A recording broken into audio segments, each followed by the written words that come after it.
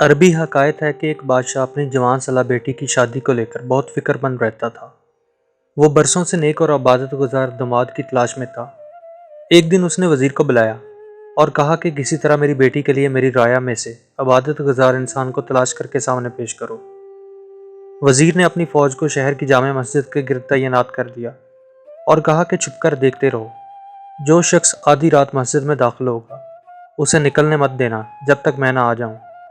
عین اسی وقت ایک چور چوری کرنے کے ارادے سے گھر سے نکلا اور دل ہی دل میں سوچا کیوں نہ آج شہر کی جامع مسجد میں جا کر چوری کی جائے، وہاں مسجد کا قیمتی سامان چرایا جائے۔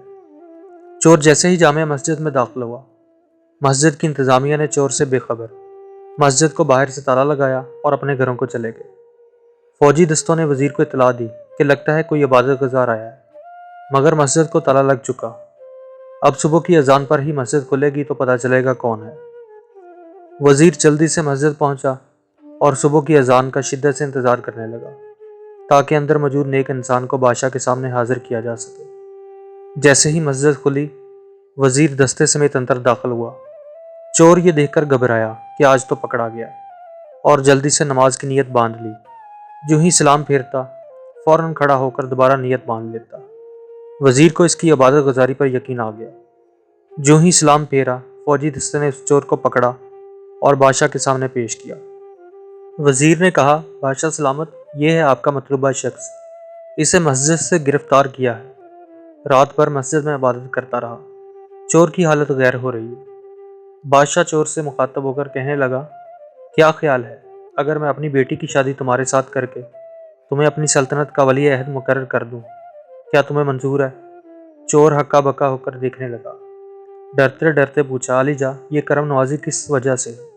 بادشاہ نے کہا، تم عبادت گزار ہو، رات بھر مسجد میں رہے، صبح اذان ہونے پر باہر آئے۔ چور دل ہی دل میں سوچنے لگا، اے اللہ، میں چوری کی نیت ہی سے صحیح مگر تیرے گھر گیا، دکھلاوے کی نیت ہی صحیح نماز ادا کی، اور بدلے میں تو نے دنیا میرے قدموں میں ڈال دی۔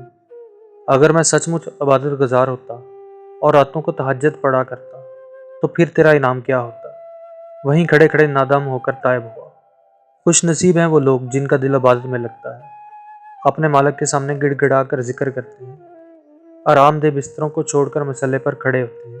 کیا مقام ہوگا ان کا، ایک انسان اس کا تصور بھی نہیں کر سکتا۔ اللہ پاک ہم سب کو پکا سچا عبادت گزار بنا دے، آمین۔